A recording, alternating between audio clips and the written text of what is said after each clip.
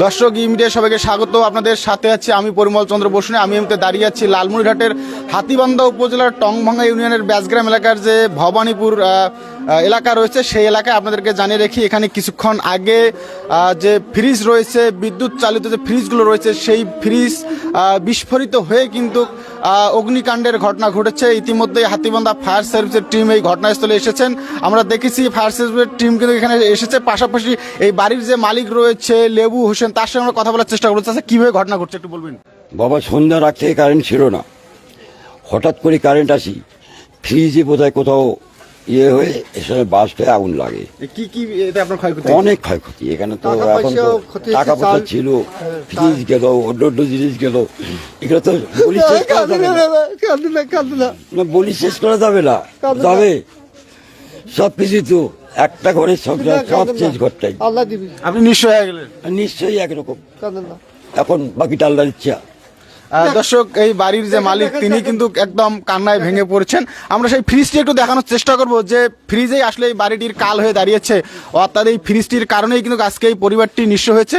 সেই পুরানো যে ফ্রিজ বা সেই অগ্নিদগ্ধ যে ফ্রিজ সেটি আপনাদেরকে দেখানোর চেষ্টা করছি। আপনারা যারা বাড়িতে ফ্রিজ ব্যবহার করেন তারা অবশ্যই খুবই সতর্কতার সাথে ব্যবহার করার চেষ্টা করবেন। পাশাপাশি আপনাদেরকে দেখানোর চেষ্টা করব ওই যে লেবু চাষার যে বাড়ি, কষ্টে গড়া বাড়ি, সেই বাড়ির যে জিনিসপত্রগুলো রয়েছে সেগুলো কিন্তু বের করার যে চেষ্টা, এই যে পুড়িয়ে যাওয়া জিনিসগুলো যে রয়েছে সেগুলো কিন্তু বের করছেন পাড়া প্রতিবেশী যারা রয়েছেন তারা।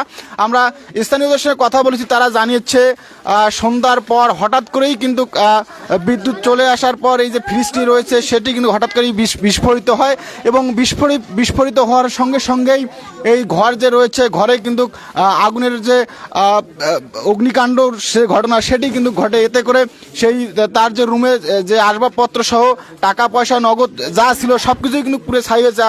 আপনাদেরকে দেখাবো যে আপনারা এখানে দেখছেন যে বিছানার যে বিভিন্ন কাপড়গুলো রয়েছে সেগুলো কিন্তু পুরো ছাই হয়েছে এবং সেই পুড়ে যাওয়া ছাইগুলো কিন্তু বের করানোর চেষ্টা করছেন এলাকাবাসী।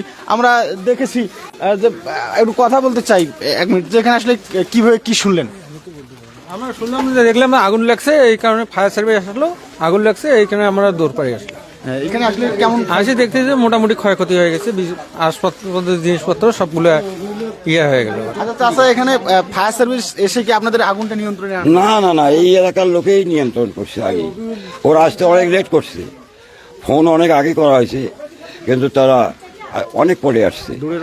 হ্যাঁ, আর এখানেই আমার পাড়া প্রতিবেশী বাপ ভাইরা, এদের ছেলেপেলেরা, এরাই মানে তাদের নিজের জীবনকে